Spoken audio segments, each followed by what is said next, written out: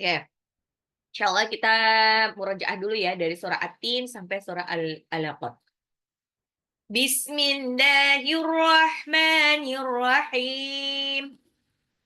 Wattini wazzaitun wa turi sinin wa hadzal baladil amin. Laqad khalaqnal insana fi ahsani taqwim. Summa radadnahu asfala safilin.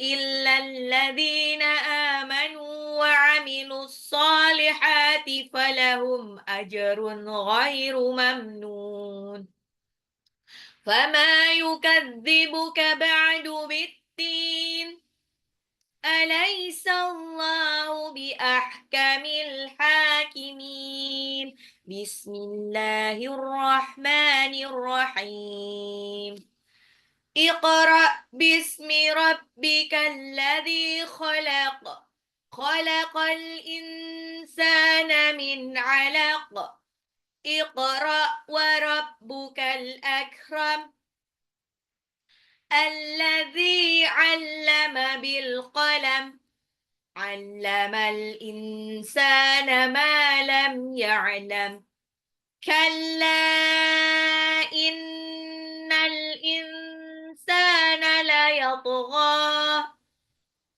أن رآه استغنى إن إلى ربك الرجعى أرأيت الذي ينهى عبدا إذا صلى أرأيت إن كان على الهدى أو أمر بالتقوى أرأيت إن كذب وتولى ألم يعلم بأن الله يرى كلا لئن لم ينته لنسفعا بالناصية ناصية كاذبة خاطئة فليدع ناديه سندع الزبانية كلا لا تطعه واسجد واقترب. Insya Allah kita masuk ke surah selanjutnya, itu surah Al-Qadar. Nah, surah Al-Qadar ini adalah surah yang sangat familiar kalau di bulan Ramadan. Ya. Para ulama berselisih pendapat tentang status surah Al-Qadar, apakah ini termasuk makiyah atau madaniyah. Ya, karena ada yang beranggapan surah Al-Qadar ini adalah surah madaniyah. Kenapa? Karena Al-Qadar ini berbicara tentang malam malam yang mulia, malam Lailatul Qadar, malam pada bulan Ramadan. Nah, perintah Ramadan, perintah puasa Ramadan ini tidak disyariatkan kecuali setelah Nabi berhijrah ke kota Madinah. Makanya ada yang mengatakan bahwa ini surah Al-Qadar ini masuknya ke surah Madaniyah. Mayoritas ulama menyebutnya bahwa surah Al-Qadar ini adalah surah Madaniyah, bukan surah Makiyah. Ya. Lalu, apa sih hubungannya antara surah Al-Qadar dengan surah sebelumnya, yaitu Al-Alaq? Nah, balik lagi ya, tadi ada yang menyebutkan tadi ini masuk surah Madaniyah karena Lailatul Qadar itu identik dengan bulan Ramadan. Makanya, dan perintah-perintah ritual keagamaan itu baru ada setelah Rasulullah hijrah ke kota Madinah. Jadi pada waktu di Mekah itu masih ceritanya tentang apa ya? Tentang penanaman tauhid aja, belum ada perintah. Itu makanya mayoritas ulama menyebutkan itu adalah madaniyah. Tapi kalau disebut ini makiyah nggak? Nah, bisa juga disebut makiyah ya. Ini ada ulama juga, ada sebagian ulama yang menyebutkan ini masih makiyah karena surah Al-Qadar ini adalah kelanjutan dari surah Al-Alaq sebelumnya. Ya. Jadi kenapa? Karena Al-Alaq ini bercerita tentang 5 ayat pertama yang diwahyukan oleh Allah kepada Rasulullah Shallallahu Alaihi Wasallam. Dan di Al-Qadar ini kayak penjelasannya, oh itu turunnya pada waktu malam loh, malam yang mulia. Nah, balik lagi ingat, jadi kalau urutan di dalam Al-Quran itu berbeda dengan urutan turun. Tapi pasti nanti akan saya kasih tahu bahwa misalkan misalkan di soal ya, eh, turun sama urutan dalam Al-Quran pasti nanti akan beda. Nanti saya kasih soalnya ini aja deh, urutan di dalam Al-Quran yang mudah. Oke, masuk di ayat pertama. Inna anzalnahu fi lailatul qadr. Inna sesungguhnya anzalnahu kami telah menurunkannya fi lailatul qadr di malam Lailatul Qadar. Ya, sesungguhnya kami telah menurunkannya di malam Lailatul Qadar. Nah, anzalnahu. Ini anzalna kami menurunkan, hu-nya ini adalah hak domir artinya nya. Nah, kata gantinya pada anzalnahu dalam ayat ini tidak disebutkan kembali nih kepada apa dan siapa, karena ujung-ujung di atas itu langsung inna anzalnahu, nurunin apa. Biasanya kan kalau di surah-surah lain kan ada gitu clue-cluenya di atas, baru nanti ibunya itu merujuk kepada atas. Misalkan kayak Ar-Rahman 'allamal Qur'an khalaqal insan 'allamahul bayan. Karena di kata sebelumnya itu khalaqal insan, menciptakan manusia, maka 'allamahul bayan, mengajarkannya.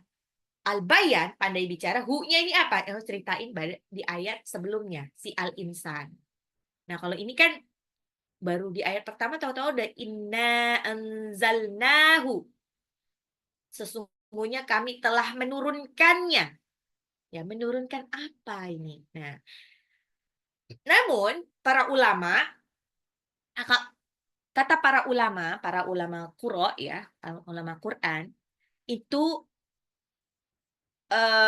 menyebutkan ada setiap domir itu ini ya, hak yang seperti buletan di akhir setelah kata kerja, ya kata kerja atau kata benda malah. Jadi ini seperti kalau di bahasa Inggris kayak his, her, its gitu kan. Her berarti kepunyaan perempuan, his kepunyaan laki-laki.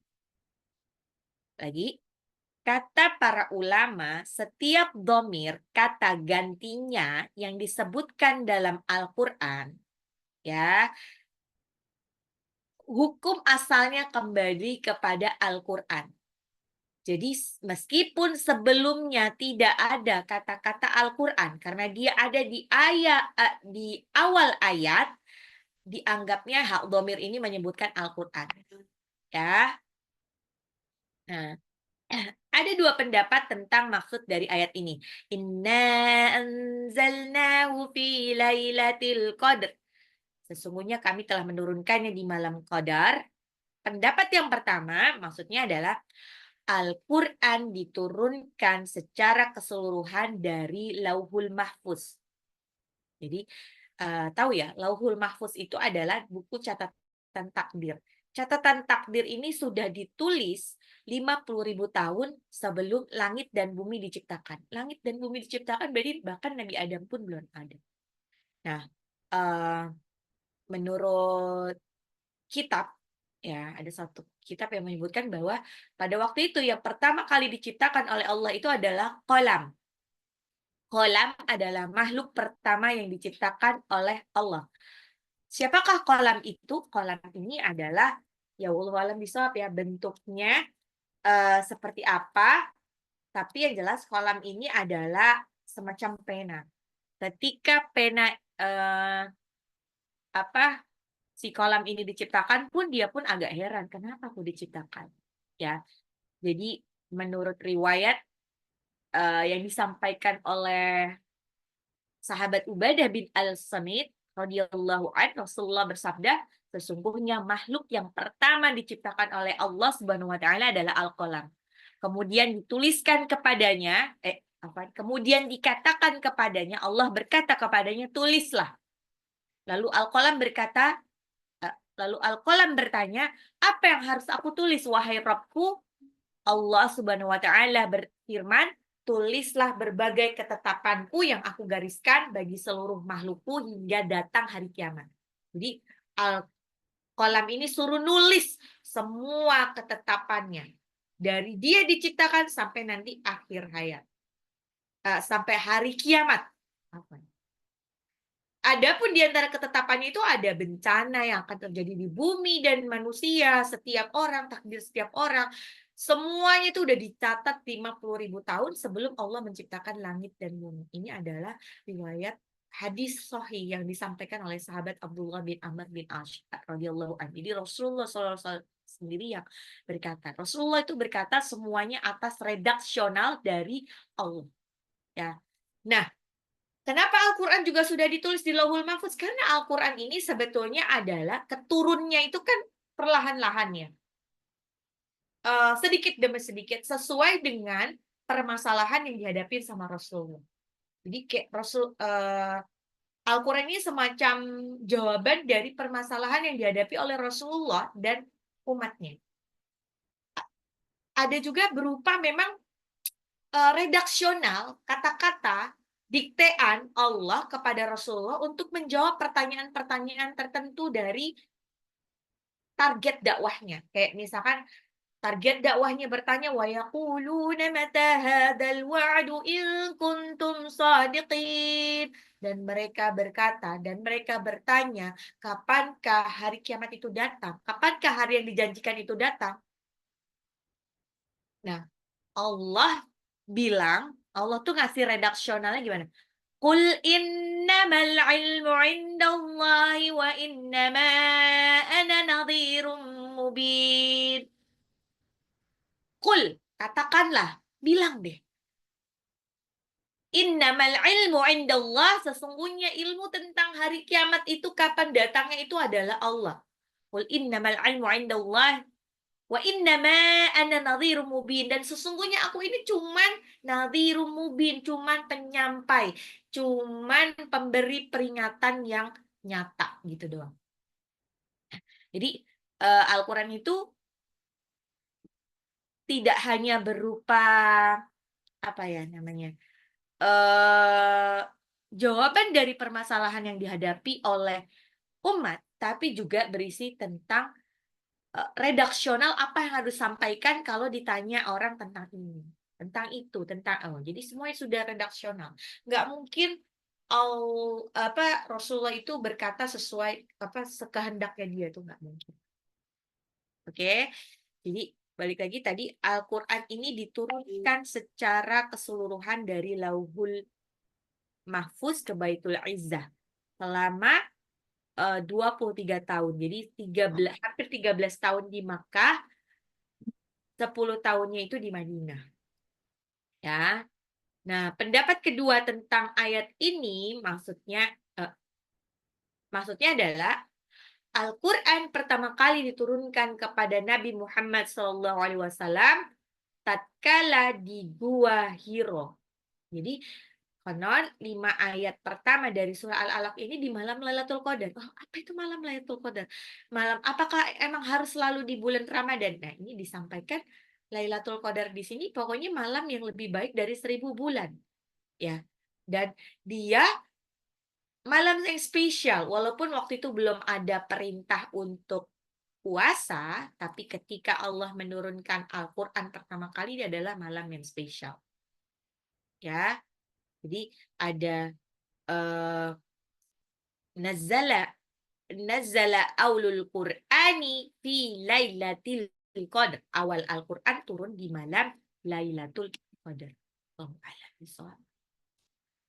Nah, di sini Allah nyebutnya kan kata gantinya kami ya. Inna, sesungguhnya kami, anzalnahu, kami menurunkan.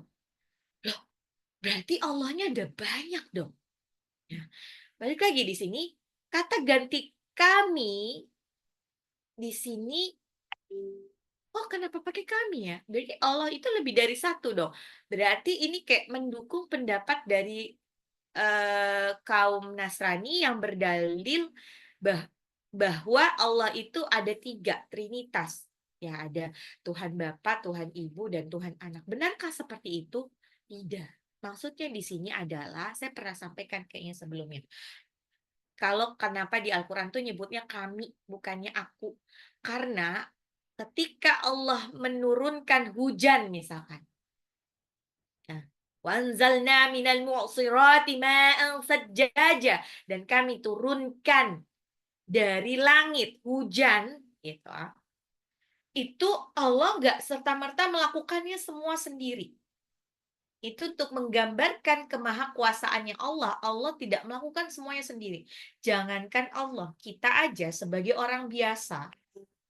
Sebagai orang biasa aja kita selalu apa namanya? eh,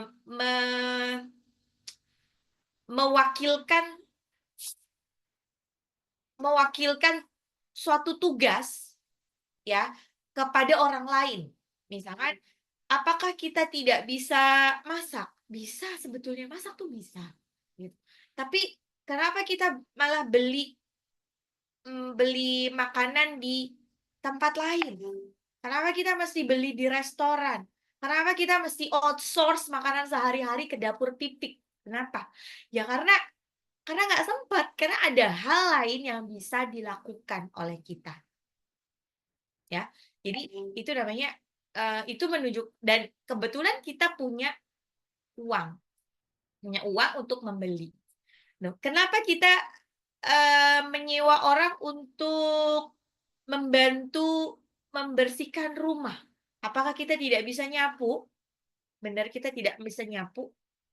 Eh, Sebetulnya bisa. Nggak bisa ngepel, sebenarnya bisa kok. Nggak bisa nyuci baju, bisa banget.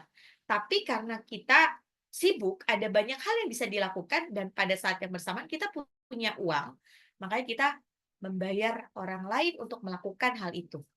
Nah, jadi sebetulnya kalau ditanya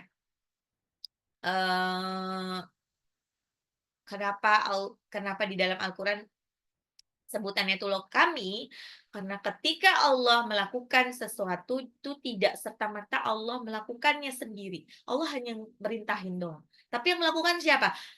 Untuk menurunkan hujan, untuk memberikan rizki. Allah mengutus malaikat Mikail. Ketika Allah ingin mencabut nyawa satu hamba, Allah nggak nyabut sendiri, kan ada malaikat pencabut nyawa. Diutuslah Malikul Maut. Gitu. Makanya nyebutnya kami. Kami itu berarti kan lebih dari satu. Iya, lebih dari satu. Itu karena Allah dan bala tentaranya. Ya, jadi jangan bingung lagi kenapa di sini sebutannya kami. Ya. Dan inna anzalnahu fi lailatul qadr. Sesungguhnya kami turunkan Al-Quran fi Lailatul Qadr, pada malam Lailatul Qadr. Nah, kami di sini yang menurunkan siapa? Ya Allah yang nyuruh, tapi bukan Allah eh, apa langsung ngasih tahu ke para rasulnya, kepada Nabi Muhammad misalkan. Tidak, kan ada banyak hal lain yang harus dilakukan sama Allah. Nah, ini menyuruh kurirnya ini adalah malaikat Jibril. Ya, makanya nyebutnya kami. Ini sama nih kayak di surah Al-Qiyamah itu ada ayat 18 ya. Faidza qara'na fattabi' Qur'anah. Apabila kami telah selesai membacakannya, maka ikutilah bacaan itu. Jadi maksudnya kami yang ngebacain siapa? Ya, pertama Allah sih. Allah ini mentalaki malaikat Jibril. Nanti malaikat Jibril yang mentalaki Nabi Muhammad. Nah, nanti Nabi Muhammad mentalaki para sahabat, para tabi'in. Para tabi'in nanti mentalaki bawah-bawahnya lagi. Dan qadarullah, sekarang saya mentalaki bunda-bunda. Ya. Di Inna anzalnahu fi lailatul qadr. Qadr. Kenapa begitu? Dalnya kebetulan qalqalah, jadi bisa dengan mudah. Qadr. Ya.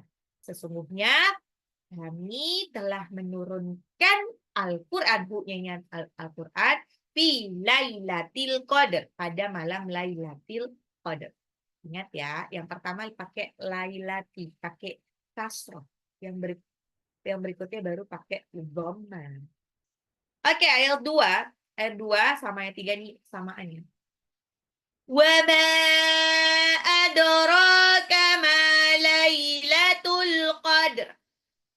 Wa ma, dan apakah adraka, kamu tahu, ma, apa itu, Lailatul Qadar, malam malam Qadar. Ya, Lailatul Qadar itu adalah Laila itu adalah malam Al-Qadar. Qadar ini apa, nanti kita kasih tahu.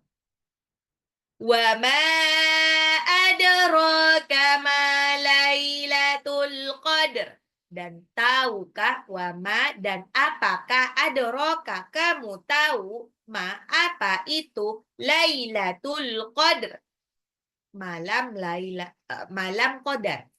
Kebiasaan ngomongnya malam Lailatul Qadar.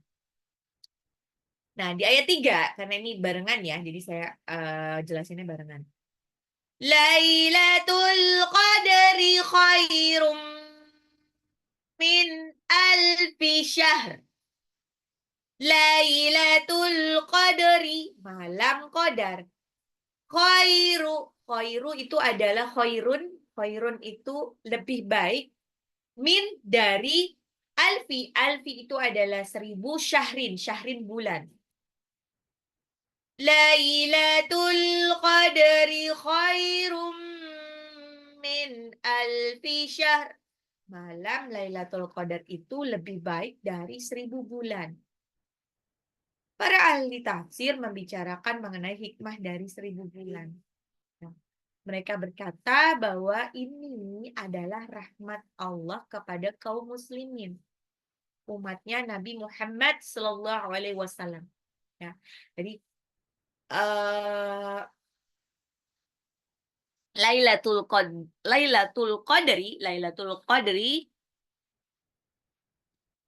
Qadar ini khusus untuk umatku. Khusus untuk umatku, maksudnya bagaimana?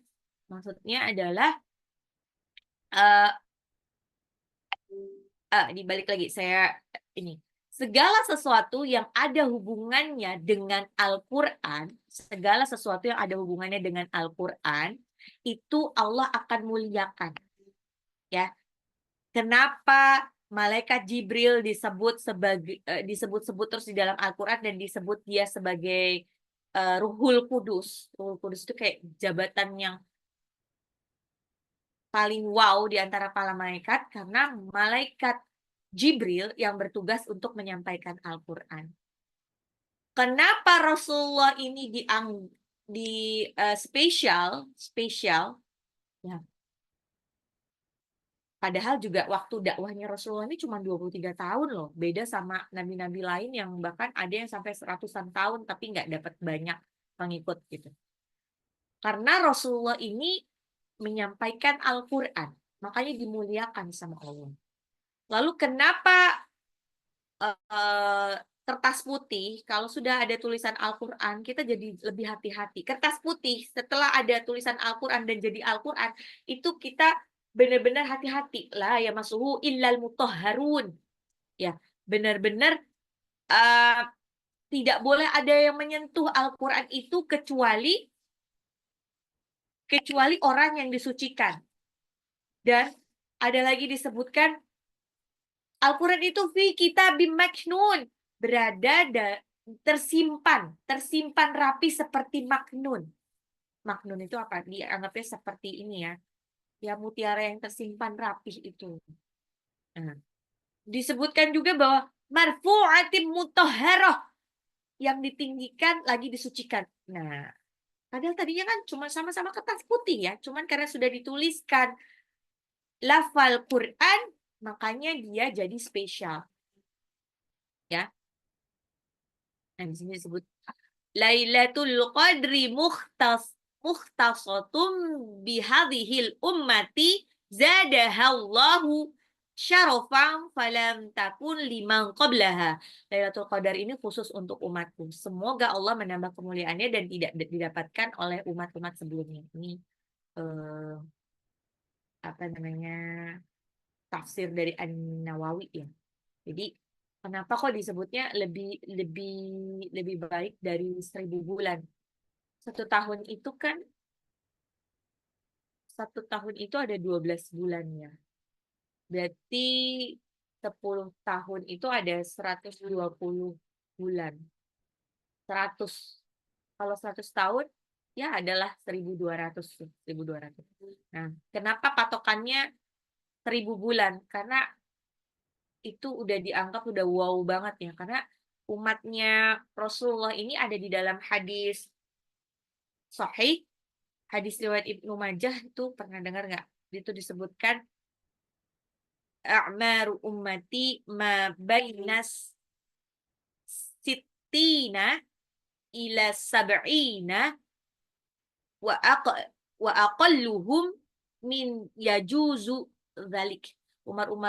Umur-umur umatku itu 60 hingga 70 tahun dan sedikit sekali orang yang bisa melampaui umur tersebut. Jadi kebayang nggak sih kalau misalkan seseorang itu melakukan ibadah di khususnya pada malam Lailatul Qadar dan diridhoi sama Allah, diterima sama Allah, maka pahalanya itu bisa mengcover 1000 bulan.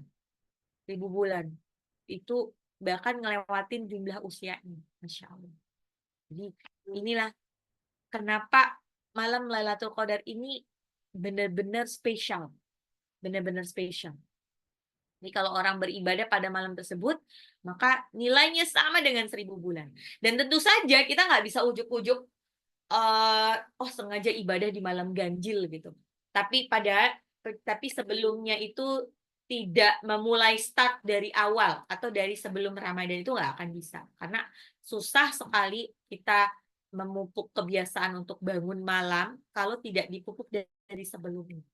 Gitu. Makanya orang-orang yang mendapatkan malam Lailatul Qadar ini pasti udah punya track record dari sebelum Ramadan. Jadi kalau diibaratkan Ramadan itu sebagai olimpiade, maka sebagai atlet pasti udah berlatih berbulan-bulan sebelumnya. Nah, atlet-atlet yang dikirim ke olimpiade itu udah berlatih berbulan-bulan bahkan bertahun-tahun sebelumnya. Gitu. Jadi kayak nggak bisa langsung ujuk-ujuk dia nungguin malam Lailatul Qadar terus dia bisa gitu. Dan balik lagi malam Lailatul Qadar itu benar-benar yang emang rahasia Allah ya. Jadi kita nggak tahu. Dan kalau kita bisa dapat, Masya Allah. Ini karena pada malam Lailatul Qadar itu kan semua malaikat itu turun ke bumi. Ini kayak kalau kita ibaratkan pasar malam, Lailatul Qadar itu kayak pasar malamnya para malaikat. Malaikat ini pada turun, pada nonton emang dikasih tahu, oh lihat deh nih malam Lailatul Qadar, tonton deh umatku, lihat deh umatku manusia ini mereka pada beribadah kepadaku. Jadi mereka semua berbondong-bondong, jutaan bahkan miliaran malaikat turun ke bumi hanya untuk mengaminkan doa-doa dari hambanya Allah. Jadi kebayang nggak sih kalau kita lagi doa pada malam Lailatul Qadar udah pastilah kemungkinan untuk dikabulkannya doa itu lebih besar. Karena ada banyak para malaikat yang mengaminkan. Jadi sebenarnya konsep doa sesuatu itu. Nah, kita kalau ngandalin diri sendiri, apakah doa kita bakalan dikabulin nih agak susah nih ya. Kalau kita cuma ngandalin istilahnya, nah makanya kenapa diisyaratkan kita suruh mencari waktu-waktu yang spesial untuk berdoa. Kenapa? Karena di waktu itu kemungkinan Allah tuh membuka rahmatnya. Allah di situ menghadirkan para malaikat-malaikat biar diaminin bareng-bareng. Kalau kita doa sendiri kan istilahnya yang amin cuma kita doang. Tapi kalau di situ banyak malaikat, semakin banyak malaikat maka aminnya akan lebih banyak. Amin, ya Allah kabulkanlah. Gitu. Oke, balik. Wa ma ma Lailatul Qadr. Lailatul Qadri khairum min alfi syahr. Lebih baik dari 1000 bulan. Nah ini balik lagi. Kenapa dinamakan Lailatul Qadar? Al-Qadar dalam bahasa Arab ini memiliki 3 makna. Yang pertama syarafu, kemuliaan. Yang kedua bisa berarti sempit. Yang ketiga ini maknanya takdir. Kenapa disebut syarafu, kemuliaan? Lailatul Dzatus Syarafu, malam penuh kemuliaan. Karena barang siapa yang beribadah di malam tersebut, maka ia serasa beribadah lebih dari 1000 bulan. Kenapa disebut sempit? Lailatul Qadar, malam yang sempit. Kata Qadaro ini juga bisa berarti sempit ya di dalam bahasa Arab. Nah, ya, karena kok bisa disebut sempit? Nah, balik lagi nih waktu kita ngafalin surah Al-Fajr. Wa amma idza mabtalahu faqadara alaihi rizqahu fayaqulu rabbi ahanan. Namun apabila Tuhan mengujinya lalu faqadara lalu menyempitkan, membatasi rezekinya, maka dia berkata Tuhanku telah menghinaku. Nah, ya, qadara juga berarti sempit.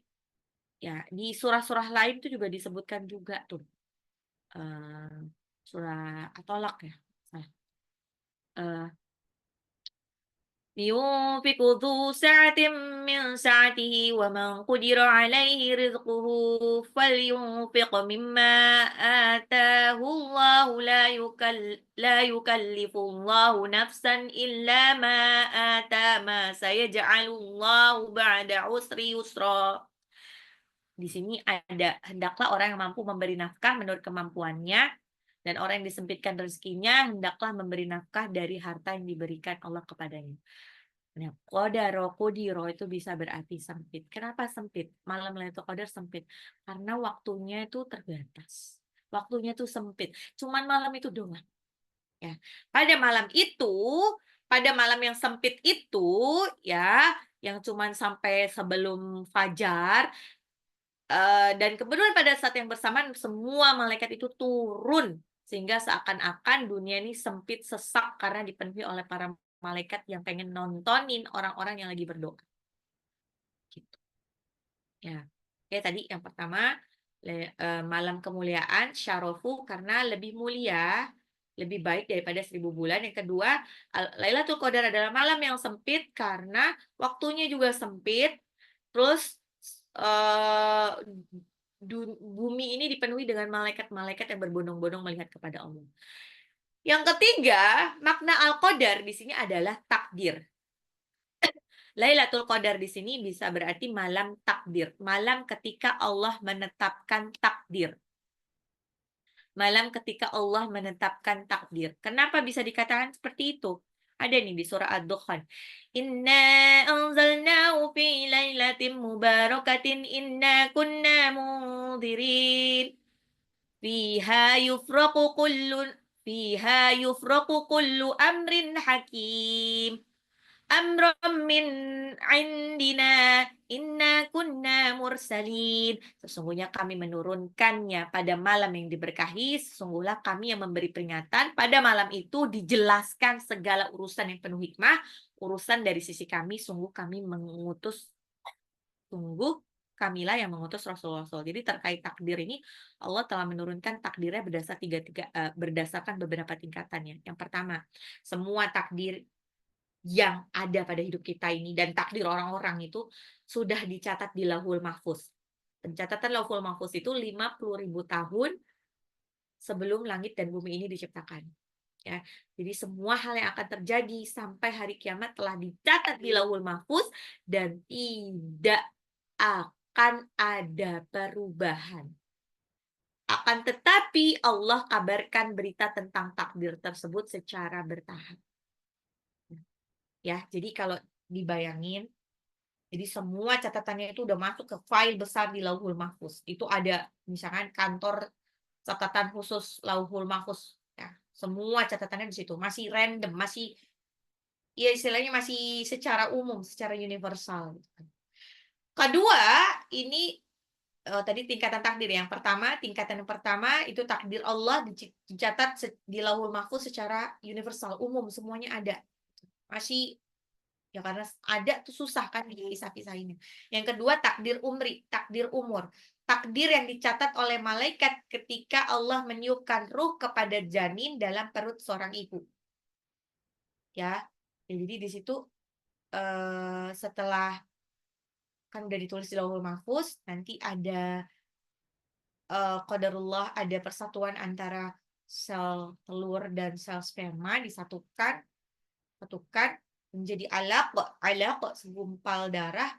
Nah, itu lama-lama ditiupkan ruhnya, ketika ditiupkan ruhnya, saat itu juga itu dikeluarin tuh catatan takdir per orang, per individu. Untuk apa? Untuk lebih detail keseluruhannya. Jadi kematian itu sudah tahu ketika sebelum kita lahir tuh udah ada catatannya kapan kita mati. Nah, gitu. Ya, udah dipisahin gitu. Oh, misalkan mungkin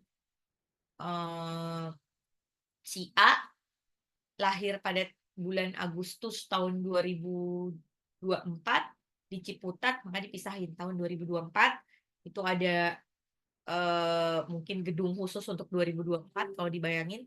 Terus nanti wilayah-wilayahnya itu ada tower khusus untuk wilayah Ciputat pada tanggal segitu. Gitu. Jadi itu udah ditulisin. Di situ sudah dituliskan rezekinya, ajalnya, amalnya, nasibnya, bahagia atau celaka. Lalu yang ketiga, ini adalah takdir sanawi. Takdir sanawi itu adalah takdir tahunan. Di mana, kapan takdir tahunan itu ada? Nah, jadi kan udah dipisahin ya, per orang, per individu ketika kelahirannya. Nanti setiap tahun, kan masalahnya kayak malaikat itu, malaikat Mikail yang memberikan rezeki dan lain sebagainya itu belum tahu tugasnya sebelum dikasih tahu sama Allah. Bagaimana dia tahu tugasnya? Gitu, kapan dia dikasih tahu? Nah, nanti ke setiap setahun sekali itu dipisahin lagi nih takdir selama tahun 2024. Nah, tahunnya bukan tahun Masehi, tahunnya tahun Hijriah. Ya, pada waktu malam Lailatul Qadar itu pada bulan Ramadan itu diturunin. Setahun ke depan sampai Ramadan tahun depan itu udah ada takdir. Ya. Jadi Allah memindahkan data takdir setahun ke depan dari catatan Lauhul Mahfuz yang sudah dipisah-pisah per individu itu, ya. Jadi dari situ malaikat itu udah ada kayak tahu itu, oh ya, oh siap-siap nih misalkan qadarullah kita meninggal dalam setahun ini, itu udah dikasih tahu kisi-kisinya. Oh ini dia bakalan meninggal setahun ini ya, tapi belum tahu nih hari apa kapannya itu belum tahu. Ya cuman udah dikasih tahu kisi, jangan lupa tugas tahun ini adalah kamu mencabut nyawa si A. Oke, gitu. Tapi belum tahu kapan. Kapan tahu persisnya? Yang keempat, level takdir yang keempat itu adalah takdir harian. Yaitu takdir yang Allah putuskan keputusan-keputusan. Sebagaimana yang Allah sebutkan dalam firman-Nya. Ya, jadi yas'aluhu man fis samawati wal ard kulla yaumin huwa fi sya'an. Apa yang di langit dan di bumi selalu meminta kepadanya setiap waktu dia dalam kesibukan. Nah, jadi maksudnya apa? Ini Allah sebetulnya itu mendengar loh doa-doa kita. Cuman memang cara Allah menjawab itu kan memang ada 3 kan. Ada yang dijawab langsung ya saat itu juga. Ada yang dijawab wait, tunggu sampai waktu yang tepat. Ada yang dijawab no, tidak. Dan Allah akan ganti yang lebih baik yang sesuai dengan kebutuhan dia. Gitu. Jadi semua doa dijawab. Jadi balik lagi ya. Takdir yang ditulis di Lauhul Mahfuz itu sudah sudah apa? Sudah pasti. Masih bisa berubah nggak? Saya sampaikan lagi. Itu hak prerogatif Allah. Ya. Di skenario aja, skenario film, skenario FTV, skenario sinetron itu masih bisa berubah. Padahal penulis skenario, produser sama sutradara ini beda-beda. Apalagi ini istilahnya yang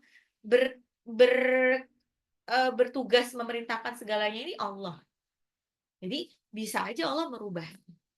Dan ada hadis sahih yang menyebutkan kalau ada yang bisa bertarung dengan takdir di langit sana, yaitu cuma doa.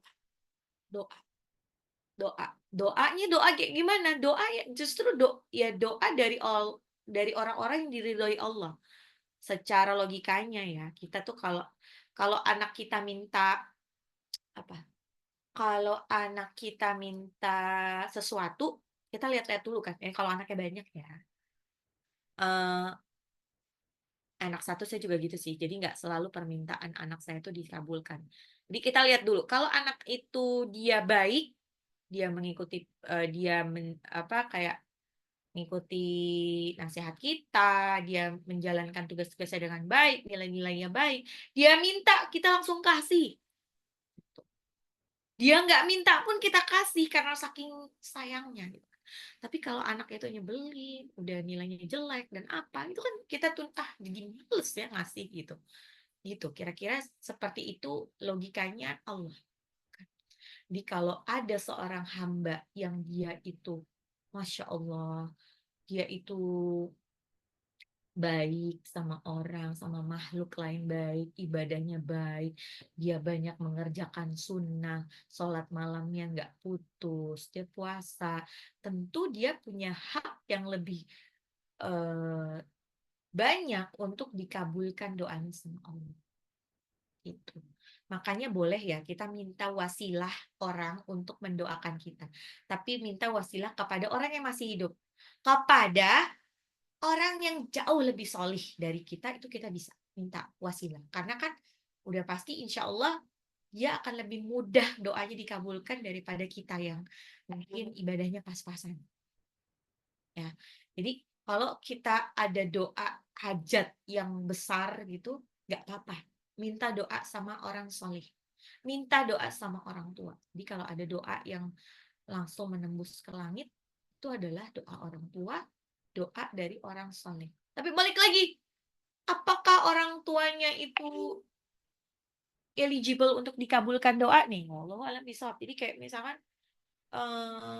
kadang-kadang ada juga kalau misalkan orang tuanya itu dia qadarullah ya, orang tuanya itu pezina gitu, tapi dia berdoa supaya anaknya itu jadi anak solehah, jadi orang benar, tidak seperti dia gitu. Apakah dikabulkan sama Allah? Allah a'lam bishawab. Gitu kan. Walaupun dia seorang ibu, tapi lihat dulu bagaimana akhlak si ibu ini. Gitu, akhlak si ibu ini seperti apa. Makanya kayak kalau suka pantengin status saya, jadi dulu tuh suka qadarullah saya tuh waktu itu nggak sengaja singgah ke tempat warung yang suka buat pelacuran karena mobilnya mogok. Nah, pas di situ sore gitu ya, sore-sore tuh mereka tuh sudah pada dandan, sudah pada dandan, siap-siap beraksi lah ya. Terus nggak lama pulang tuh anak-anaknya itu semua pakai kerudung, pakai baju koko, pulang dari ngaji. Assalamualaikum gitu, ibu-ibunya seneng. Waalaikumsalam, ya Allah anak soleh, anak soleha gitu, segitunya gitu.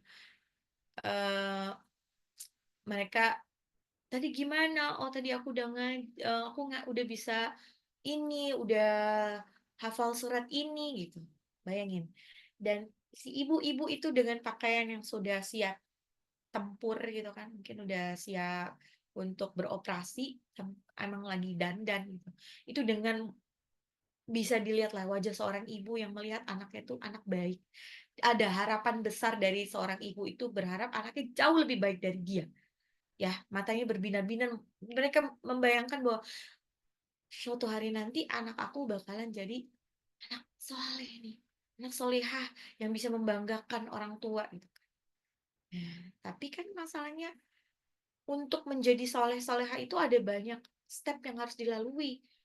Apakah dia dari yang uang yang digunakan untuk membiayai anak-anaknya sekolah, sekolah tahfiz misalnya sekolah Al-Qur'an, apakah itu dia dari hasil uang halal atau haram?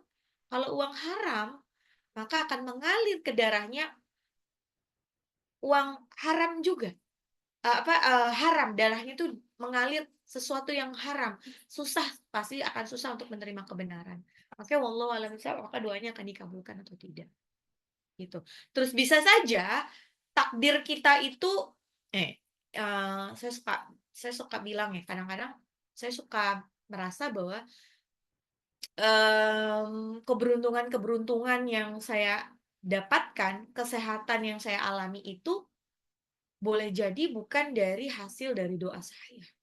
Bisa jadi ini adalah doa-doa dari bunda-bunda sekalian yang qadarullah ridho, terus sayang sama saya, terus mendoakan saya. Jadi kayak nggak sengaja, ya Allah semoga Bu Risma sehat, semoga Bu Risma dilapangkan gitu, rizkinya dan lain sebagainya. Nah, itu doa-doa dari situ. Mungkin bukan dari doa-doa saya. Kalau dari doa-doa saya mungkin em, apa eh, belum tentu dikabulkan. Nah, gitu juga. Makanya kenapa kita tetap harus selalu berbuat baik kepada orang lain. Ya. Tetap selalu berbuat baik kepada siapapun. Tidak hanya kepada manusia, kepada makhluk lemah lainnya itu juga di kebaikan. Karena kita tidak tahu kebaikan mana yang diridhoi Allah. Karena kita tidak tahu kebaikan mana yang menyentuh hati-hati orang. Ketika kita ngebaikin orang, otomatis loh, orang-orang itu akan, kalau dia tidak bisa membalas kebaikan kita dengan memberikan yang sama kepada kita, secara otomatis dia akan bilang jazakillah khair ya. Semoga Allah membalas kebaikan kepadamu. Allah kalau membalas kebaikan nggak tanggung-tanggung, ya. Bukan kayak manusia yang membalas kebaikan manusia lain, tapi kalau Allah yang membalas kebaikan, maka kebaikannya tidak tanggung-tanggung. Makanya jangan jangan sayang-sayang untuk membahagiakan orang-orang di sekitar kita. Jangan sayang-sayang untuk berbagi kebahagiaan kepada orang-orang di sekitar kita. Ya. Jangan males-males untuk berbuat kebaikan. Karena kita nggak pernah tahu kebaikan mana yang diridhoi Allah dan kelak akan berbuah manis untuk kita juga. Oke. Ayat 4. تنزل الملائكة والروح فيها بإذن ربهم من كل أمر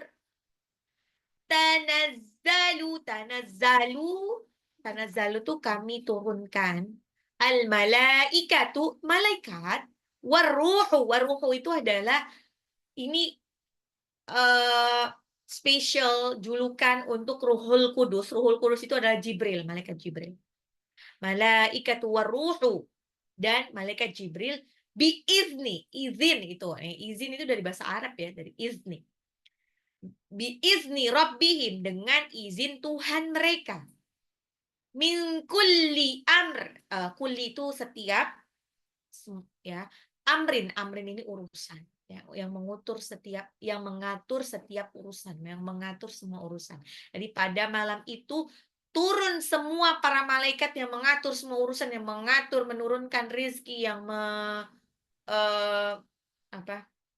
menurunkan rizki, memberikan kesehatan, terus mencatat amal baik dan amal buruk.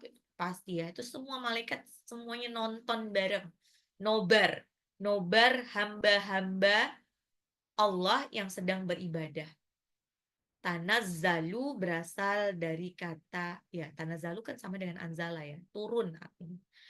Pada malam itu malaikat turun dalam jumlah yang sangat banyak. Banyak banget. Jadi kalau disebutkan saking banyaknya, itu sampai tidak ada space sedikit pun yang kosong. Tidak ada space sedikit pun yang kosong. Ya, jadi bahkan disebutkan malah kayak paling kosongnya itu cuman seluas 4 jari. Itu menurut hadis riwayat Ahmad.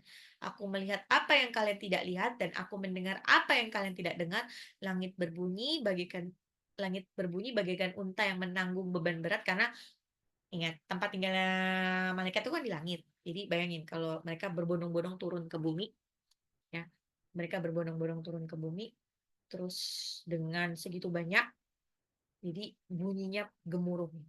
Ya, langit berbunyi dan sangat layak baginya untuk berbunyi seperti itu, tidaklah di dalamnya ada tempat seluas 4 jari, melainkan pasti ada malaikat yang sedang sujud.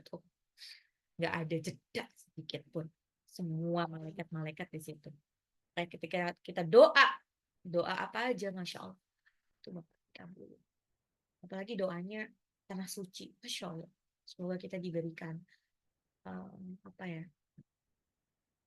kesempatan untuk bisa umroh di malam Lailatul Qadar. Nah, al-malaikatu warruhu.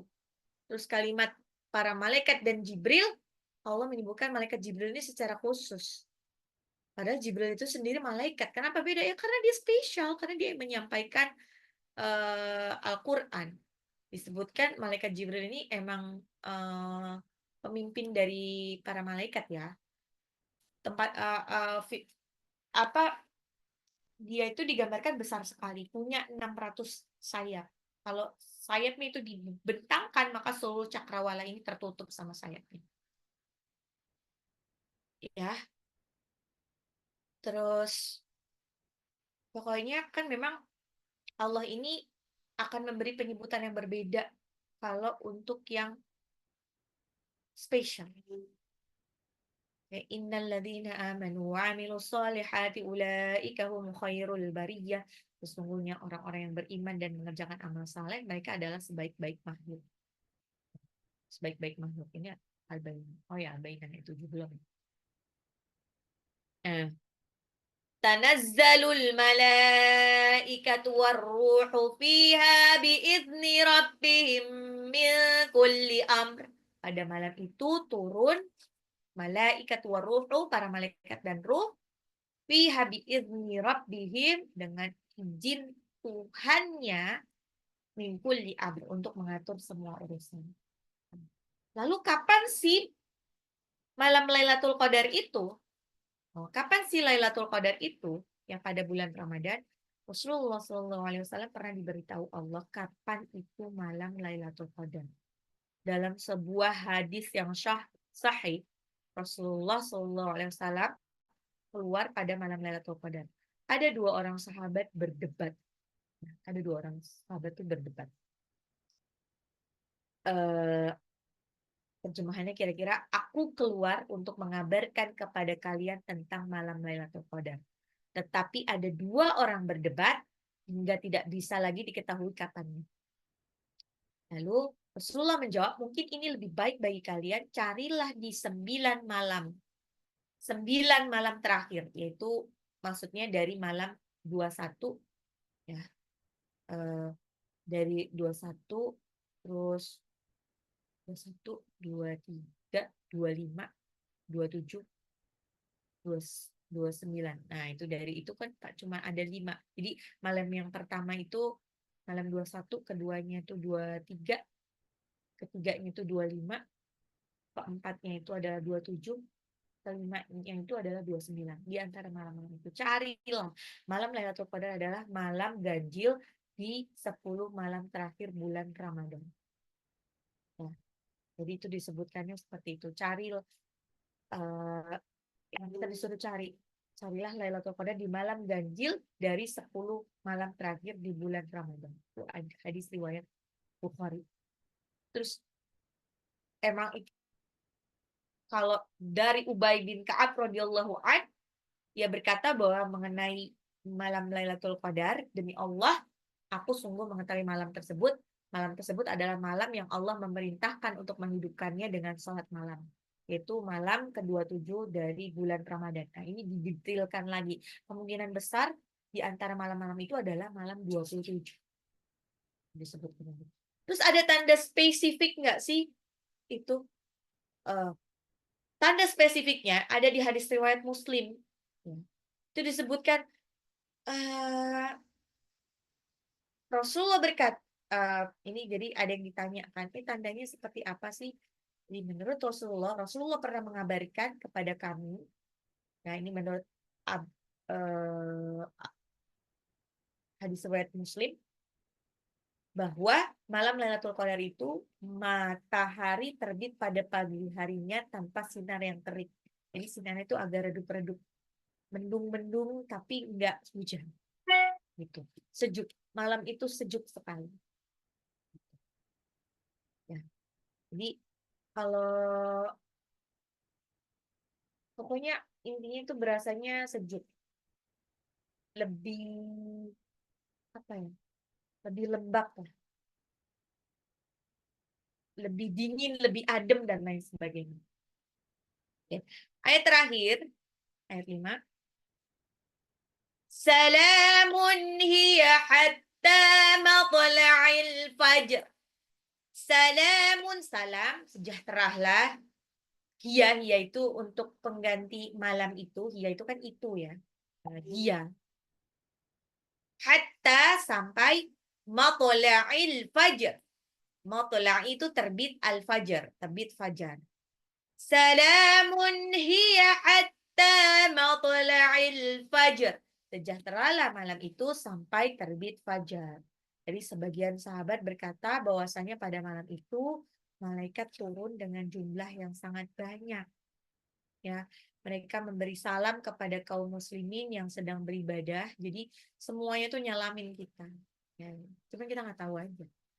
Nah, seneng banget. Jadi kalau kita lagi lagi ngaji malam itu, malam-malam ganjil, terutama malam tanggal 27, Masya Allah, itu pada apa ya? Malaikat-malaikat itu ada di sekitar kita. Nah, ini salahnya adalah justru para pemudik ini justru malah mudiknya pada malam ganjil. Iya sih.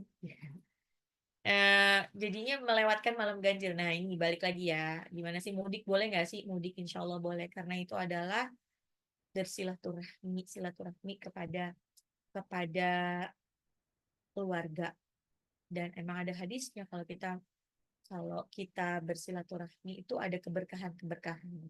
Tapi lihat-lihat dulu, waktunya dipilih. Jangan sampai mudik mudik itu justru malah membatalkan puasa. Walaupun memang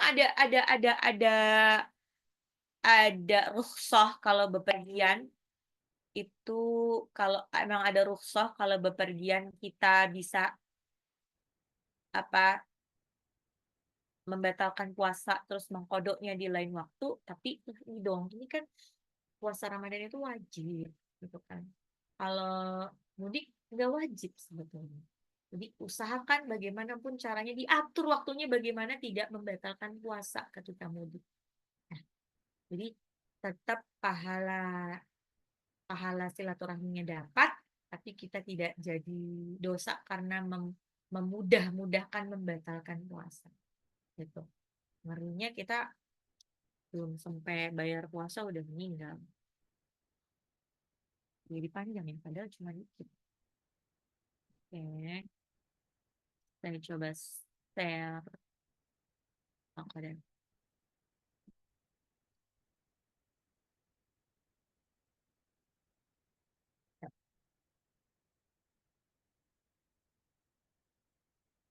Oke. Kode yang satu. Inna anzalnahu fi lailatul qadr. Inna, nunnya guna, dan kebetulan dia ada panjang bertemu dengan alif tidak dalam satu kata majais munfasil ya. Bisa di 2, 4 atau 6 harokat atau ada yang disebut 2 sampai 5 harokat. Ya. Anzalnahu, nun sukun ketemu zai ikfa. Jadi nunnya nggak boleh kedengaran an, tapi ditahan, digunahkan. Anzalnahu, nunnya 2 harokat.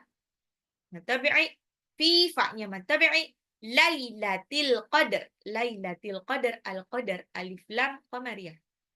Ya. Inna anzalnahu fi lailatul qadar. Sesungguhnya kami telah turunkan Al-Quran pada malam Qadar. Wa ma adraka ma lailatul qadar. Wa ma adraka, mimnya itu adalah matabi'i bertemu dengan alif jadi itu namanya majais munfasil ya, itu ada harokat alisnya biasanya panjang. Nah, majais munfasil wa Adraka roknya dalnya qalqalah dipantulkan, roknya 2 harokat matabi'i, maknya matabi'i, mimnya Lailatul Qadr. Al-Qadr itu adalah alif lam qamariyah. Ya. Wa ma adraka ma Lailatul Qadr.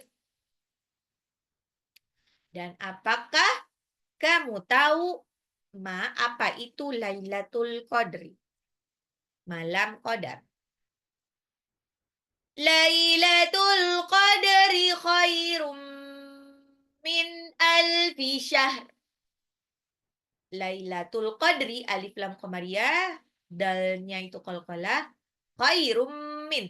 Tanwin ketemu mim itu ilgham bil gunnah, ya. Nun sukun ketemu alif itu izhar. Khairum min alfi syahr. Ya. Malam Lailatul Qadar khairum lebih baik min dari alfi 1000 syahrin. Syahrin itu adalah bulan. Lailatul Qadari khairum min alfi syahr. Tanazzalul malaikatu warruhu fiha biizni rabbihim min kulli amr. Tanazzalul malaikatu. Alif lam qamariyah, lamnya itu mad wajib mutasil, waruhu alif lam samsyah, roknya 2 harokat matabi'i, fiha fa-nya 2 harokat, haknya juga, rabbihim mim sukun ketemu mim itu ilgham mimi.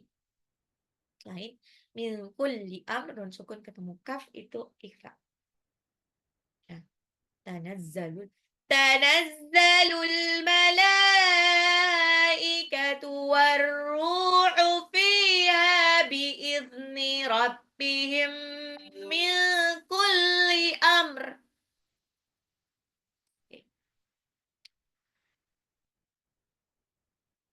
Tanazzalu kami telah turunkan al-malaikatu warruhu, malaikat dan ruh, fiha pada malam itu, ya, biizni rabbihim dengan seizin Tuhannya, min kulli amr yang mengatur segala urusan. Salamun hiya hatta matla'il fajr. Salamun salam kesejahteraan, hiya baginya, hatta sampai matla'i terbit al-fajar. Fajar tuh bisa disebutkan ya fajar, matahari. Salamun, lamnya 2 harokat, salamun hiya. Ya ini dijelas izhar, hatta taknya matabi'i 2 harokat, matla'i taknya qalqalah, al-fajar jimnya itu dipantul ya. Oke. Nah, ini kan tadi ada tanda kayak titik 3 gini kan. Titik 3 itu adalah bisa berhenti di salah satunya. Jadi kalau kita tadi sudah berhenti di min kulli amr, maka ini nyambung.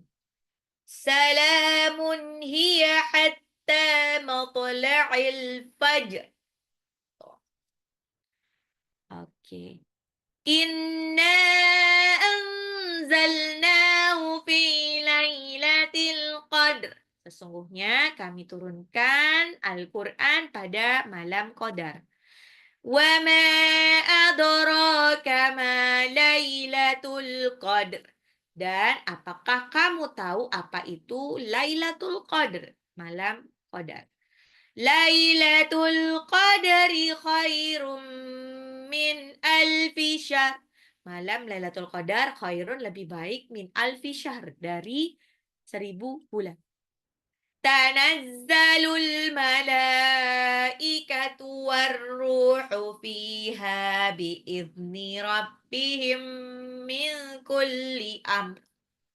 Kami turunkan malaikat dan Ruhul Kudus, malaikat Jibril, fiha pada malam Lailatul Qadar biizni rabbihim dengan seizin Tuhannya, min kulli amr yang mengatur segala urusan. Salamun hiya hatta matla'il fajr. Salamun, salam. Hiya hatta. Salamun hiya hatta. Salam. kesejahteraan baginya hatta sampai matla'il fajr, sampai terbit fajar. Udah selesai. Oke, ada yang izin keluar. Oke.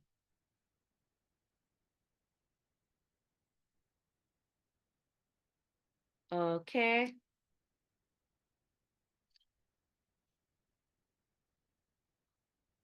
Tapi sebaiknya tidak ngucapin selamat tahun baru juga ya, karena tahun baru itu adalah em, ya tidak ada di dalam ini ya, tahun baru yang satu masa itu tidak ada di dalam konsep Islam. Itu adalah serangkaian dari perayaan keagamaannya mereka.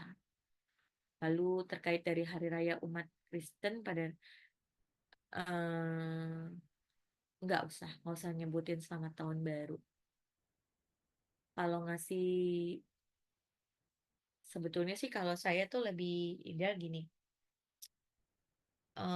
ngasih bingkisan nggak mesti pada momen itu gitu ya, pada momen itu atau gimana ya, saya tahu sih ini kan emang beragama ya, tapi yang jelas sih balik lagi, takutnya kita kalau seperti itu sama aja kita mengakui mengakui kepercayaan mereka jadinya gitu.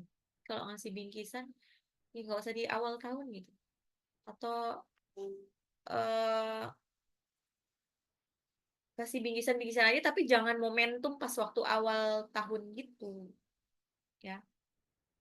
Jadi itu nanti khawatirnya itu masuk seperti dosa syirik karena dia mengakui itu kan secara nggak langsung kan dia mengakui kan, mengakui bahwa emang ada momentum hari raya apa tahun baru itu.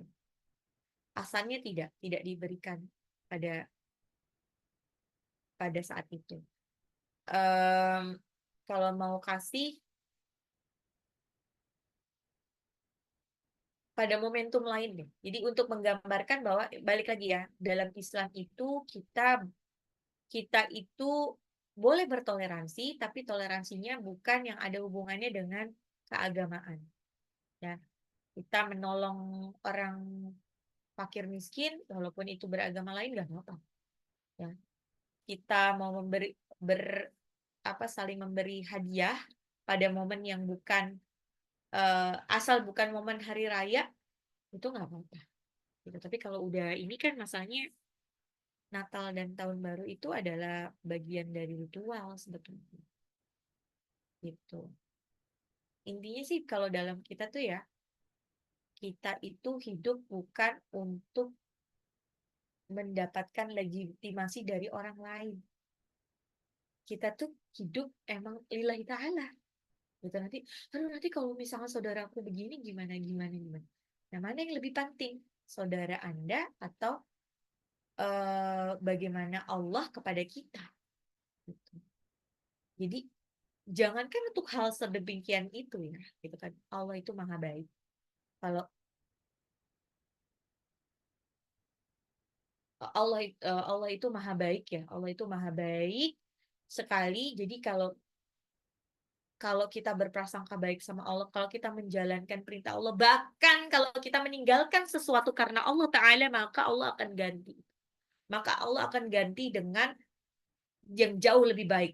Ya kan, karena ada orang-orang tertentu yang qadarullahnya dia sudah dengan keyakinan keyakinan penuh, dia tadi bekerja di tempat yang mungkin eh, haram gitu kan. Misalnya ada juga di bekerja di apa ya, di hospitality ya, misalnya di hotel itu kan agak susah kalau nggak haram ya, itu wilayah abu-abu kecuali hotel syariah karena dia kan menyediakan miras dan lain sebagainya. Dia meninggalkan itu dengan harapan untuk meninggalkan haram, padahal dia itu adalah penghasilan dia satu-satunya, maka Allah akan ganti nanti, akan ganti dengan eh, penghasilan yang jauh lebih baik dari tempat yang halal. Pasti Allah akan ganti. Sama juga kalau kita misalkan kita tuh melakukan dosa-dosa bareng sama satu teman itu, teman kongkow. Nih, teman kongkow, teman gaul gitu kan, teman gaul kita sama dia, terus kita jadi ikut sama dia gitu kan. Terus lama-lama di tengah jalan kita berpikir, aduh kayaknya nggak bener deh main sama dia. Gara-gara main sama dia aku jadi nggak punya waktu untuk ngaji. Terus aku jadi begini, gini. Terus, udah deh, aku nggak mau sama dia lagi. Dia tinggalin. Berarti kan dia kehilangan teman sohibnya kan. Allah pasti akan ganti dengan teman-teman solehan. Begitupun keluarga. Yakin keluarga itu akan paham kok. Ya, dengan yang agama lain itu akan paham. Asal kita tetap bersikap baik sama dia. Cukup pun tidak eh pas cuman pas waktu dia ritual dia aja kita nggak merekognisi ya dengan cara memberikan bingkisan. Tapi di tempat di saat-saat yang lain kita tetap ngasih hadiah dan lain sebagainya itu insya Allah akan paham. Ya, seandainya tidak paham, ya Allah kan yang maha membolak-balikan hati. Yang terpenting itu adalah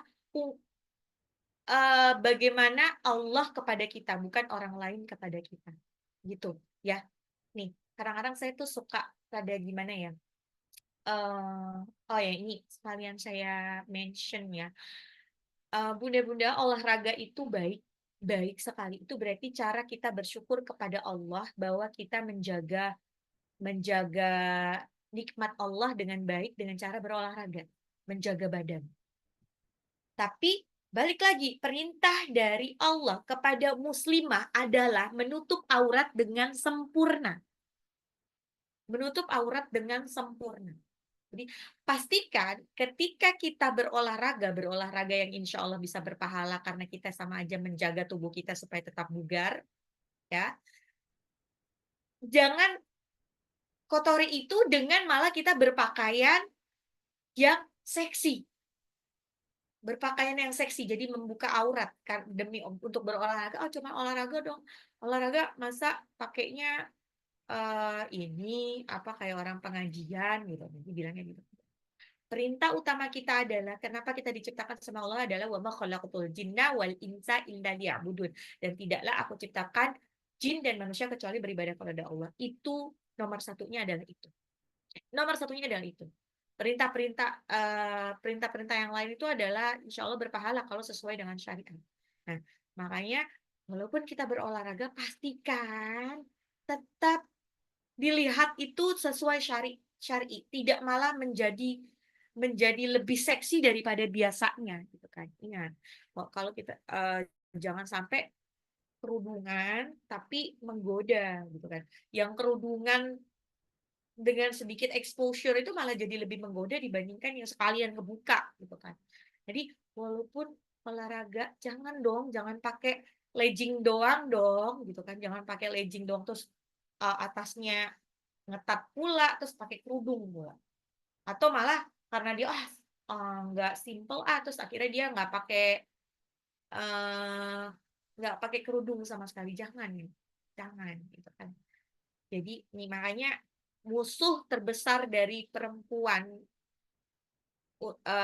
yang membuat perempuan itu malah jadi lalai sama tugas utamanya menutup aurat adalah ketika dia berbody goals. Nih, orang mentang-mentang body goals, dia berusaha menunjukkan prestasinya bahwa dia telah membuat tubuhnya itu sempurna, akhirnya dia malah menunjukkan lekuk tubuhnya karena pengen ngeliat ini, lihat deh ini gara-gara aku olahraga jadinya body aku jadi se seideal ini. Kira dia lupa kalau dia sebetulnya muslimah yang harus menutup aurat gitu. Ini nyambung ke situ. Oke. Terus Assalamualaikum. Bagaimana seseorang mengetahui bahwa dirinya mendapat malam Lailatul Qadar? Seseorang mendapatkan malam Lailatul Qadar kalau setelah dia Lailatul Qadar, malam Lailatul Qadar, dan sampai setahun kemudian, sampai bertahun-tahun kemudian, dia jauh lebih baik ibadah, jauh lebih baik akhlaknya. Itu ciri kalau dia sudah mendapatkan Lailatul Qadar. Itu ciri. Dan itu nggak bisa dilihat sama dia mungkin. Yang bisa melihat pertama adalah orang lain. Orang lain akan notice, akan tahu kalau dia kayaknya dia berubah ya. Karena dia ibadahnya jauh lebih baik, akhlaknya jauh lebih baik. Itu udah pas, dan kebetulan dia pas waktu malam-malam terakhir Lailatul Qadar itu benar-benar apa ya? Benar-benar getol ibadahnya. Begitu ya. Jadi kelihatannya dari situ. Dan mungkin akan berimbas dengan kehidupannya yang jauh lebih baik. Karena dia lebih pandai merayu Allah, akhirnya Allah limpahkan dia kebahagiaan. Oke, baiklah. Apakah ada pertanyaan lagi? Nah, ini sudah selesai. Assalamualaikum Ustazah. Nah, Mau tanya, apakah sama orang yang belajar Al-Quran lalu mengamalkannya dengan orang yang mencintai Al-Quran dengan selalu mendanai Al-Quran, terus banyak lagi hal-hal yang berkaitan Al-Quran, dia selalu menggabungkan diri. Apakah sama itu Ustazah? Itu saja. Assalamualaikum warahmatullahi wabarakatuh. Insya Allah sama. Insya Allah sama. Jadi gini, ketika kita harus jadi kita itu kan diberikan peran yang berbeda-beda ya. Ada yang qadarullah gini, qadarullah dia diberikan kelimpahan harta. Diberikan kelimpahan harta, tapi qadarullah dia tidak diberikan kelapangan waktu untuk bisa belajar Al-Quran. Tapi dia karena dengan kelimpahan hartanya, maka dia membiayai itu semua kegiatan yang ada hubungan dengan Al-Quran. Dia membiayai, dia memfasilitasi istrinya, anak-anaknya kalau mau belajar Al-Quran. Dia bahkan memfasilitasi siapapun yang ahli Al-Quran yang ingin umroh. Itu insya Allah pahalanya akan sama. Itu kan jadi pahala jariah. Makanya kita kan hidupnya tuh cuma sebentar ya. Carilah amalan-amalan yang insya Allah amalannya itu akan jadi amal jariah gitu kan. Jadi kayak berlipat-lipat gitu loh. Jadi kayak jangan cuma bisnis aja yang dipikirkan supaya kita bisa menghasilkan keuntungan yang berlipat ganda, tapi amalan juga. Dengan waktu yang sedikit ini, waktu hidup kita yang sedikit ini, cari amalan kira-kira bakalan menghasilkan efek yang berlipat ganda. Wah, ya Allah aku nggak punya uang. Ya udah, kalau nggak punya uang, ikut belajar Al-Quran. Ikut belajar Al-Quran dengan, kalau sudah belajar Al-Quran, nanti dia bantu untuk mengajarkan lagi kepada orang lain. Gitu. Kan biasanya kalau yang misalkan tidak punya usaha banyak kan,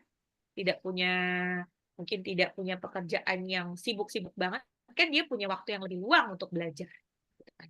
Maka dia Tapi kalau dia, aduh tuh sebetulnya tapi kebetulan dia punya usaha gitu.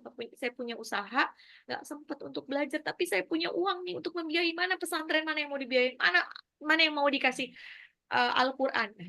Jadi kalau kita misalkan wakaf Al-Quran nih, wakaf Al-Quran, kita ngasih Al-Quran ke satu pesantren atau ke satu masjid, Al-Quran itu dibaca, dia pahalanya akan ngalir ke dia tanpa mengurangi pahala dari orang yang baca Al-Quran. Kalau Al-Quran itu digunakan untuk hafalan Al-Quran, maka setiap Al-Quran itu masih melekat di otaknya, akan terus pahalanya mengalir kepada si orang yang memberikan Al-Quran. Bahkan ketika Al-Quran itu sudah hancur, sudah jadi kebakar, ya karena sudah lapuk, tapi hafalannya masih melekat di otak orang-orang yang pernah membaca Al-Quran, itu terus saja pahalanya akan mengalir terus, walaupun dia sudah meninggal. Gitu. Makanya. Jadi insya Allah tidak ada yang sia-sia dari berniaga di jalan Allah. Tidak ada yang sia-sia. Justru yang sia-sia itu kalau kita menghabiskan waktu untuk melipat gandakan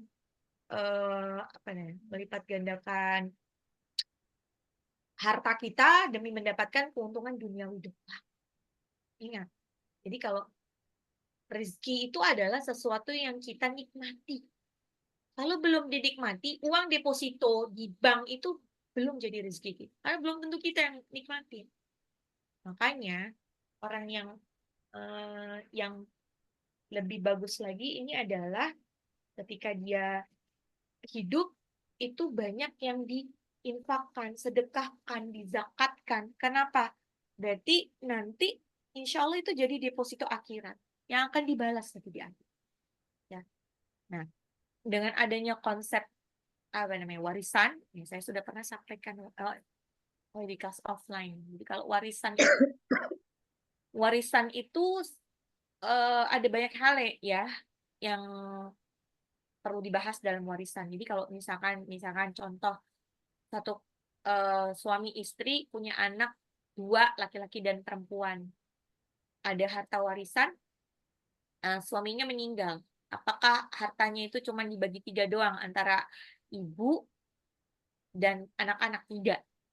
Kalau yang meninggal bapak, yang meninggal suami, maka itu nanti ada jatah untuk orang tua dari suami, untuk kakaknya, kakak adiknya suami, nah kakak laki-laki atau kakak perempuan, itu masih ada jatah, masih ada. Jadi nggak langsung dibagi seperti itu. Nah, itu hitung-hitungannya, makanya kalau warisan itu kan semua harus dikonversi dalam nilai uang. Setelah dikonversi baru dikurang-kurangi dengan kewajiban dari yang meninggal itu, ya. Kalau misalnya ada wasiat boleh, tapi wasiat tidak boleh lebih dari 1/3 harta. Terus baru sudah itu yang ketiga di list ahli warisnya, ahli waris dari suami itu kan ada. Kalau misalnya ayah ibunya masih hidup pasti dapat dia. Saudara laki-laki, saudara perempuan sekandung pasti dapat. Terus baru anak-anak dan istrinya itu dapat dengan persentase yang berbeda-beda ya. Secara garis besar laki-laki jauh lebih banyak daripada perempuan. Kenapa? Karena kalau laki-laki itu kan masih punya kewajiban untuk membiayai yang lain, ya. Kalau perempuan untuk dirinya sendiri. Ingat, misalkan perempuan janda itu masih jadi tanggungan dari saudara laki-laki, gitu. Ya, itulah kenapa laki-laki mendapatkan jatah yang lebih banyak. Lalu gimana nih caranya biar harta itu, kan kadang-kadang tidak semua keluarga punya punya apa ya, punya punya keluarga yang suportif sama-sama belajar agama, ya. Ada mungkin ciri-ciri keluarga keluarga ipar yang mungkin ada gimana dia nggak belajar agama, terus dia juga jadi dengki dan lain sebagainya, dia makanya menguasai harta warisan dan sebagainya. Terus padahal atau misalkan khawatir kan paman itu kan kakak atau adik laki-laki dari suami itu kan masih dapat ya, dengan harapan bahwa nanti si paman ini akan berkewajiban untuk membantu menafkahi si anak-anak kan, anak-anak yang ditinggal pergi gitu kan. Nah itu kan sebenarnya masih ada kewajiban, makanya dia dikasih warisan. Tapi kan banyak banget kenyataannya adalah ketika meninggal pamannya itu tidak peduli dengan anak-anak yatim itu makanya diabaikan. Nah itu bagaimana cara melindungi itu? Makanya ada jauh sebelum meninggal itu sudah dibagi hibah. Hibah itu adalah hadiah, itu nggak apa-apa, hibah. Tapi bagiinnya sebelum meninggal. Kalau sudah meninggal jatuhnya jadi warisan. Nah, hibah tuh nggak apa-apa, suka-suka untuk ngasih hibah. Di warisan itu adalah harta yang tersisa ketika seseorang itu meninggal, nah itu yang dibagi-bagi ke semua ahli waris. Gitu. Ya, itu makanya ini kalau dari konsep ini kan berarti kan, wah kalau orang yang hartanya banyak tuh lebih sulit nanti kalau misalkan dia meninggal karena ada harta warisnya itu bingung bagi-baginya. Makanya kalau orang yang beriman itu udah tahu tuh, wah dia bakalan meninggal, dia bagi-bagiin tuh hartanya, udah dikasih wakaf, udah dibagi-bagiin buat orang-orang, buat misalkan ada yang butuh untuk umroh kayak untuk eh masjid kayak udah dibagi-bagiin, jadi tinggal sisa sedikit tuh buat nanti warisan, jadi dia tidak mikirin banyak gitu. Ini ada nih. Makasih Ustaz ya. Kalau ibunya yang meninggal, apakah anak-anaknya masih ada hak waris? Ada, kan tetap ada ada perhitungannya juga. Jadi nanti akan ada perhitungan yang berbeda kalau yang meninggal itu suaminya atau istrinya, itu ada. Apa ada hitung-hitungannya, ya. Itu hitung-hitungannya complicated. Itu bahkan ada kelas tersendiri untuk faraid. Ini kan ilmu faraid ya, ilmu waris. Ilmu waris. Dan boleh nggak sih nanti warisan itu dibagi rata aja gitu? Kalau warisan tak boleh. Nanti kalau misalnya dibagi rata aja, akhirnya apa? Nanti yang dosa adalah yang sudah meninggal. Udah orang tua kita belum tahu amalannya bakalan masuk surga apa enggak, ditambahlah dia dosa dengan dia tidak membagi warisan dengan baik. Nah, makanya itulah pentingnya kenapa kita harus ngaji. Terus aku nggak ngerti gitu kan. Nah, kalau tidak mengerti, tenang. Ada biro khusus biasanya di, nah ini saya sebutin karena di sini ada UIN ya. UIN itu Universitas Islam Negeri. Itu ada kantor khusus karena itu kan ada fakultas apa sih, fakultas yang membagi warisan itu ya. Kok membagi warisan, fakultas hukum agama gitu. Dan di situ ada yang khusus memang namanya untuk menghitung warisan. Jadi dari situ benar-benar netral, insya Allah sesuai dengan hukum syariat. Nah, tapi kalau dibagi sebelum meninggal, sudah dibagi-bagi itu namanya hibah. Insya Allah tidak masuk inian warisan. Tapi kalau yang tersisa belum sempat dibagi-bagi itu warisan. Ya, jadi insya Allah mumpung kita masih hidup nih, harta yang berlimpah itu kita foya-foya aja untuk bagi-bagi. Bagi-bagi untuk sesuatu yang kita akan jadi balik lagi ke kita nanti. Ya, entah itu untuk wakaf, infak, sedekah, terus apa namanya, zakat, umroh, haji, kurban, banyak-banyak itu. Ya. Karena itu nanti akan membantu kita nanti, menyelamatkan kita nanti di akhir.